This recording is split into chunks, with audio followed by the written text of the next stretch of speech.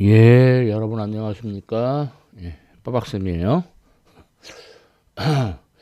이번에는 노벨 물리학상 해설 시리즈 9번째 시간입니다. 1981년부터 1990년까지 노벨 물리학상에 대해서 알아보도록 하겠습니다. 자, 1981년 노벨 물리학상은요, 니콜라스 블룸베르헌, 그 다음에 아서 레너드 숄로, 그 다음에 카이 만네 시그반? 오, 이렇게 세 명이 탔는데,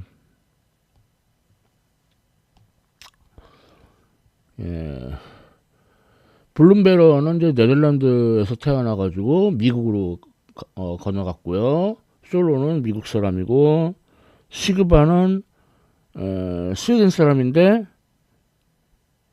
만네 시그반이 아버지고, 그래서 아들 카이 시그반, 역시 아버지하고 아들이 노벨상을 탄 스웨덴 출신으로, 그런 아주 특이한 경우로 할 수가 있겠고요. 뭐 업적은 블룸베르헌하고 숄로는 레이저 분광학, 레이저 사용하는. 그 다음에 카이 시그바는 이제 전자 분광법, 전자를 이제 이용하는 방법, 그런 업적으로 탔습니다. 그래서 잘 그렇게 익숙한 분야가 아니에요. 그래서 설명을 그냥 짧게 하겠습니다. 자, 넘어가고 1982년 노벨 물리학상은 케네스 게지 윌슨 이라는 사람이 타는데, 이 사람은 미국 사람이고요. 그 상전이, 그러니까 쉽게 말해서 물질의 상태가 뭐 고체, 액체, 기체 같은 이런 상태가 있죠. 이런 걸 뭐 위상, 줄여서 상 이렇게 부르는데, 그 상이 바뀌는 거, 그거를 우리가 상전이라고 그래요. 그래서 이거에 대한 이론으로 노벨상을 탄 건데, 이제 빠박쌤처럼 물리학하는 사람들은 이제 좀 약간 말장난으로 그런다고. 뭐 예를 들어서 막 이렇게 일을 하다가 쉬는 시간이 돼요. 뭐 그럼 뭐 예를 들어 뭐 담배라도 한 대 피고 또는 커피라도 한 잔 마시면서 쉬자. 그렇게 말을 안 하고 물리학하는 사람들은 야, 페이즈 트랜지션 하러 가자, 상전이 하러 가자, 그렇게 말을 해요. 직업병인가? 네, 아무튼 윌슨, 이분은 이제 상전이 이 관련된 업적으로 노벨상을 탔습니다. 자, 다음 넘어가서 1983년 노벨 물리학상은, 자, 수브라마니안 찬드라세카르, 그 다음에 윌리엄 엘프레드 파울러, 이렇게 두 명이 타는데요. 이름에서도 알 수 있지만 찬드라세카르는 인도에서 태어났는데요. 미국으로 건너왔고요. 파울러는 그냥 미국 사람이고, 그래서 찬드라세카르는 그 백색 외성, 그러니까 별이 이제 나중에 죽어서 백색 외성이 된단 말이에요. 모든 별이 다 그런 건 아니고, 아무튼 그래서 그러니까 질량이 너무 무거우면 안 되고 어느 정도 하여튼 한계가 있어요. 그거를 그래서 그 한계를 이 사람의 이름을 따서 이름을 따가지고 찬드라세카르 한계라고 불러요. 그러니까 백색 외성이 될 수 있는 질량의 한계, 그거를 이 사람 이름을 따서. 그리고 파울러는 그 별 내부에서 일어나는 핵반응, 그러니까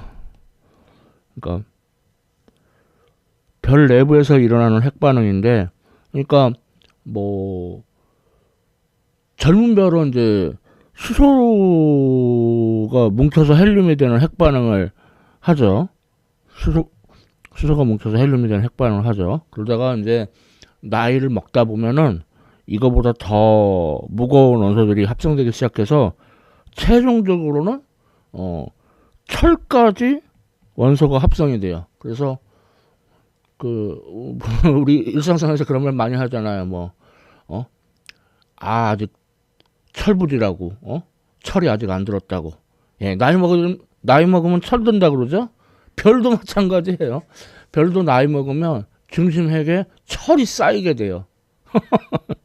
인간이나 별이나.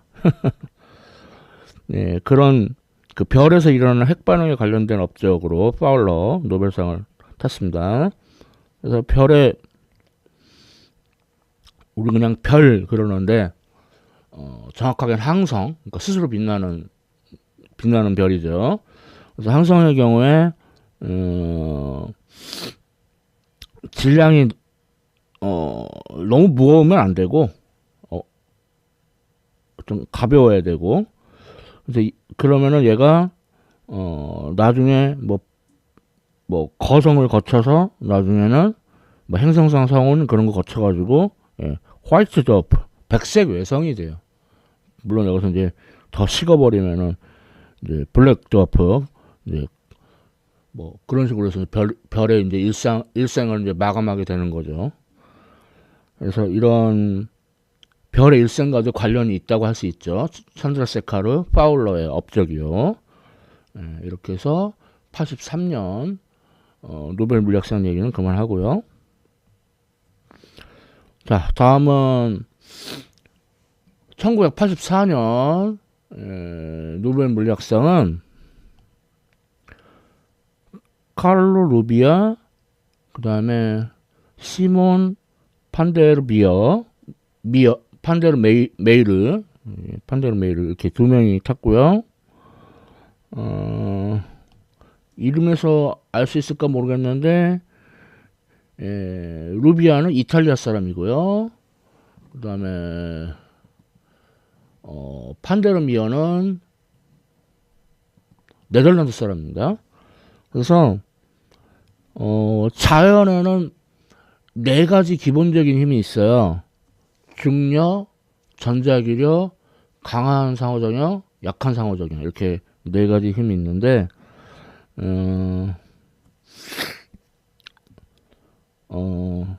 특히 약한 상호작용을 매개시켜주는 입자로 W 입자하고 Z 입자가 있어요. 그 존재를 확인한 업적으로 노벨상을 탔습니다. 그래서 표준 모형을 보면은 6개의 쿼크 있고요. 6종류의 쿼크. 그리고 또 6종류의 렙톤이 있고요. 근데 이제 렙톤은 그러니까 전자를 비롯한 렙톤들은 약한 상호작용만 해요. 강한 상호작용은 하지 않아요. 뭐 전자기 상호작용은 물론 하고. 그래서 약한 상호작용을 할 때 그 힘을 매개시켜주는 입자가 Z 입자하고 W 입자예요. 이거를 발견했다는 얘기죠. 그리고 전자기 상호작용을 매개시켜주는 입자는 포톤, 광자입니다. 광자.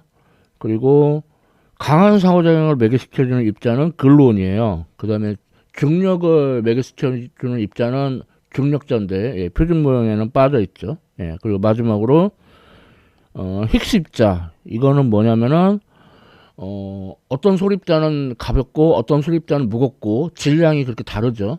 그거를 결정짓는 입자가 바로 힉스 입자예요. 그래서 이렇게 표준 모형이 이루어져 있는데 아무튼 여기서 그 약한 상호작용을 매개시켜주는 Z 입자하고 W 입자에 관련된 공로로 노벨상 탔습니다. 1984년 노벨 물리학상. 자, 다음은 1985년 노벨 물리학상은 클라우스 폰 클리칭, 예, 독일 사람이고요. 독일이 이제 1990년에 재통일이 되니까 아직 통일 전 서독이에요. 서독 사람입니다. 그래서 뭐냐면은 2차원 시료를 만들어 가지고, 그러니까 금속과 반도체의 계면, 이게 되게 순도가 높아야 돼. 매우 깨끗한. 그래서 이런 2차원 평면에서 홀 효과라고 해가지고 좀 이따 자세히 얘기하고, 거기서 호르과 중에서도 그러니까 고전적인 호르과가 아니고 양자 물리학적인 양자 호르과를 발견했어요. 정확하게는 그러니까 정수 양자 호르과인데, 정확하게는 여기서 이제 홀 전도도라는 물리량이 있는데, 근데 이 전도다가 이게 전도도로 가면 컨덕티비티인데 이게 영어로는 컨덕턴스라고 나와가지고 좀 거시기 해요. 좀 불명확해요. 아무튼 만일 컨덕티비티를 하면은 그거의 역수가 비저항 로예요. 그러니까 비저항, 이게 그 리지스티비티. 그래서 폰 클리칭이 실험을 해보니까 예, 이 시료의 그 비저항 값이 n 2제곱분의 h. 여기서 h는 플랑크 상수고 E는 전자의 전해량이고, 그리고 n이 정수예요. 이런 값으로 나오더라 이거예요. 그래서 이거를 정수 양자 홀 효과라고 불러요. 예, 이것과 관련된 업적으로, 그러니까 이 업적으로 클리칭 85년 노벨 물리학상을 탔는데, 그럼 홀 효과가 뭐냐? 홀은 사람 이름이에요. 예, 뭐 건물 아니에요. 그래서 뭐냐면 이렇게 시료가 있는데 지금 현재 자기장이 그 X자 배꼽 모양, 그래서 이렇게 그 면으로 들어가는 방향이고, 그 다음에 이럴 때 전류가 흐르면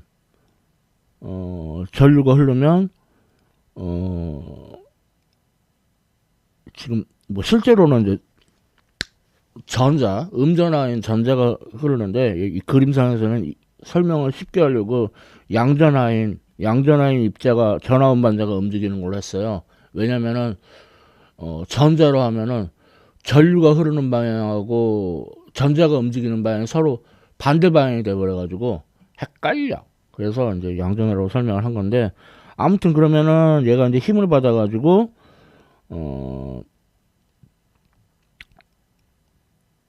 그래서 이쪽은 플러스,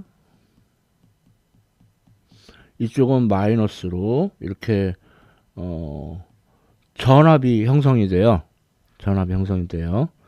그래서 하여튼 요거를 이용을 해가지고 그 실제로 움직이는 전화 운반자의 그가 양전하냐 음전하냐, 그러니까 전화 운반자의 종류, 부호를 알 수 있고, 그리고 얼마나 전화 운반자가 많이 있냐, 밀도, 그리고 전화 운반자의 속력이 얼마냐, 뭐 이런 것까지 알아낼 수 있는, 이걸 홀 효과라고 불러요.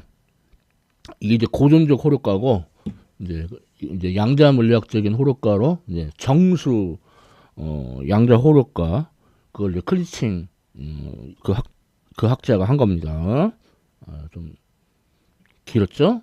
85년 노벨 물리학상. 자, 다음은 1986년 노벨 물리학상은 에른스트 루스카, 그리고 그다음 게르트 비니히, 그다음에 하인리히 로허, 이렇게 로러, 이렇게 세 명이 탔고요.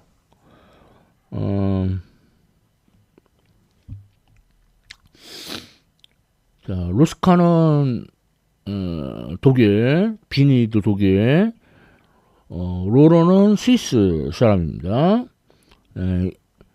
먼저 루스카는 이 업적이 좀 오래됐는데 그 전자현미경을 개발을 했어요. 전자현미경을. 근데 전자현미경이 크게 두 종류가 있는데, 아무튼 그건 나중에 얘기하고. 그 다음에 비니하고 로러는 그 양자 물리학에서 터널링 효과, 그러니까 어떤 장벽이 있을 때 고전 물리학적으로는 에너지가 높아야 그 장벽을 뛰어넘을 수가 있지만, 양자 물리학적으로는 입자가 파동의 성질도 가지기 때문에 벽을 뚫고 지나간다. 그게 바로 터널링 효과죠. 그래서 이 터널링 효과를 활용한 특수한 현미경을 만들었어요. 그거를 이제 주사 터널링 현미경이라고 하는데, 그 업적으로 1986년 노벨상을 탔습니다. 그래서 이 현미경에 대해서 조금만 더 자세히 얘기해 보면은, 일단 광학현미경부터 보면은, 광학현미경은 가시광선을 사용을 하죠. 그런데 전자현미경들은 전자의 물질파를 사용을 해요. 전자의 물질파를 사용을 하고요. 그 다음에 가시광선을 사용하는 광학현미경의 경우에는 이제 렌즈를 사용을 해가지고 이제 그 가시광선의 경로를 조정을 하죠. 렌즈를 사용해서. 근데 이제 전자현미경의 경우에는 자기 렌즈라고 해서 그 자기장을 이용을 해가지고 전자의 물질파를, 전자빔을 그 전자빔의 경로를 조정을 해요. 자기 렌즈. 그리고 이제 두 종류가 있는데, 크게 전자현미경에 크게 두 종류가 있는데, 맨 오른쪽 거 요거를 그 주사 전자현미경, 스캐닝 일렉트론 마이크로스코프, 쌤이라고 부르는데, 빠박쌤 아니야? 쌤이라고 해서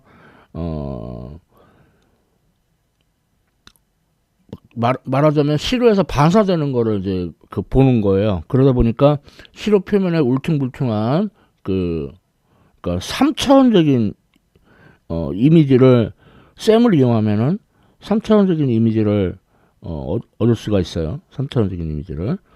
반대로 이거는 이제 시로를 전자빔이 뚫고 지나가는 건데, 그러니까 시로를 되게 얇게 만들어야 되고, 그래서 이거를 뚫고 들어간다 그래가지고 트랜스미션 일렉트론 마이크로스코프, 그래서 템이라고 그래요. 템이라고 그래서 얘는 뚫고 지나가기 때문에 막 약간 좀 이해가 안 되는 설명인 것 같긴 한데, 아무튼 2차원 이미지를 좀 볼 수가 있어요. 그러니까 시로가 되게 얇거든요. 그래서 2차원 이미지를 볼 수 있는. 그래서 광학현미경, 그리고 전자현미경 중에 쌤하고 템에 대해서 알아봤고요. 그 다음 그 양자 물리학의 터널링 효과를 이용한 주사 터널링 현미경, 약자로 STM. 과거에 그 물리학의 순 우리말을 사용을 하는 그런 광풍이 본 적이 있었는데, 그래서 그때 주사라는 게 병원에서 주사 그 놓는 거 아니에요. 그 주사 아니고 스캔하는 거예요. 그래서 이거를 훑기. 그 다음에 터널링은 꿰뚫기. 그래서 훑기 꿰뚫기 현미경이라고 부른 적이 있어요. STM을. 참. 그래서 STM을 이용해 보면은 그 요 아래쪽이 시료고 요 위에는 이제 그 좀 뾰족한 이거를 이제 좀 뾰족한 형태를 가져요. 그래서 이거를 이제 프로브라고 하는데, 그래서 요 간격이 가까우면은 터널링에서 많은 전류가 흐르고 간격이 멀면은 적은 전류가 흐르겠죠. 그래서 그거를 이제 입체한 이미지가 여기 있죠. 그래서 지금 원자로 이렇게 둥글게 그 모아 놓은 거예요. 그거를 STM으로 찍은 사진입니다. 예, 이 업적으로 1986년 노벨상을 탔습니다. 좀 길어졌네요. 자, 다음은 1987년 노벨 물리학상은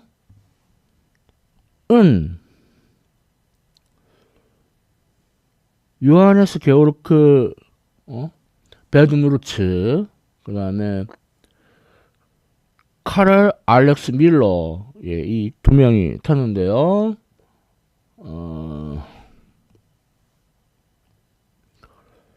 베드누르츠는 독일 사람이고요. 밀러는 이제 스위스 사람이고요. 그러니까 이 사람들의 업적은 뭐냐면 초전도체, 그러니까 온도를 낮추면은 되게 낮은 온도에서 갑자기 저항이 0이 돼가지고 많은 전류를 흘려줄 수 있는 그런 초전도체. 근데 그 온도가 너무 낮아가지고 곤란해. 좀 곤란했어요. 근데 이 사람들이 그 초전도체가 되는 온도가 훨씬 높은 온도가 되는 그런 물질을 발견했어요. 그래서 물질이 뭐 산화구리, 란타늄, 바륨 이런 게 그런 걸로 구성된 물질. 그래서 이게 약자로 LBCO라고 하는데, 란타늄, 바륨, 커퍼, 옥사이드. 예, 아무튼 예, 이 업적으로 그 고온 초전도체를 발견한 업적으로 1987년 노벨상을 탔습니다. 그래서 초전도체가 아주 굉장히 유용한 성질을 갖고 있는데, 문제는 그 초전도체가 되는 온도가 낮은 게 문제죠. 그래서 높은 온도의 초전도체를 만들려고 하는 그 노력의 역사가 있어요. 그래서 보면은 여기가 온도가 하도 낮아가지고 여기가 액체 헬륨 온도고, 그래서 처음에는 지지부진했어요. 처음에 이제 수온에서 처음에 그 초전도 현상이 발견된 이후로 그렇게 뭐 조금씩 온도가 높은 초전도체가 발견되기는 했지만 그렇게 온도가 높진 않죠. 그래도 이제 이 중에 어떤 물질은 이미 뭐 MRI라든가 그런 데 사용이 되고 있는데, 그러다가 이 사람들이 이제 브렉스루, 그러니까 돌파구, 그래서 여기 LBCO를 이제 처음으로 발견을 한 거예요. 그때부터 이게 어떤 그 뭐라 그러나 유행이 되었다고 해야 되나? 유행? 그래가지고 그때부터 이렇게 갑자기 이렇게 높은 온도의 물질들이 개발되기 시작했어요. 처음엔 지지부진하다가, 그래가지고 심지어는 온도가 액체 질소보다도 높은 그런 고온 초전도체 물질이 발견이 됐습니다. 그래서 저도 학생 시절 때 막 이렇게 가루 빻아가지고 고온 초전도체 만드는, 그래서 여기 이트리움이 포함된 YBCO 요걸로 고온 트랜지스터 만드는 실험을 살짝 해본 적이 있어요. 예, 이렇게 1987년 노벨 물리학상 얘기였고요. 자, 다음에 1988년 노벨 물리학상은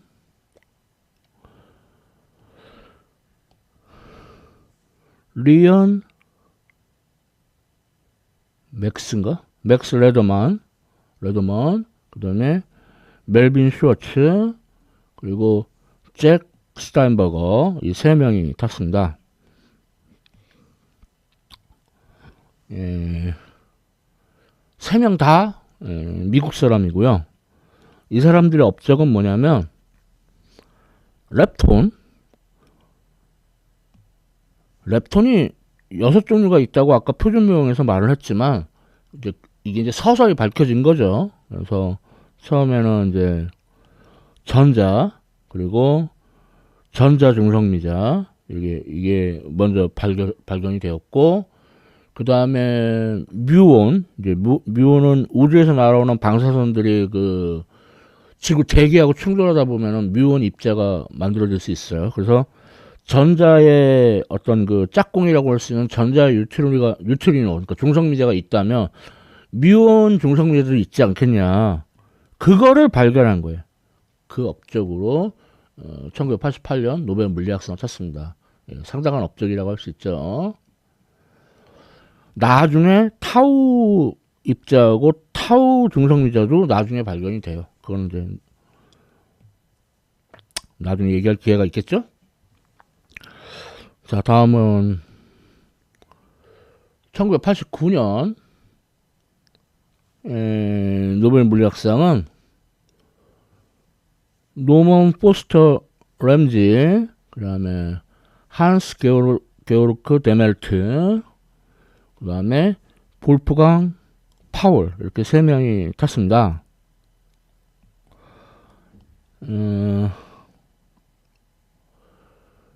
램지는 미국 사람, 데멜트는 독일에서 태어났는데 미국으로 건너가서 갔고요. 파울은 독일 사람. 볼프강 파울이 아니에요. 볼프강 파울. 그래서 이 사람들의 업적은 뭐냐면 램지는 원자 시계를 만든 업적이 있고요.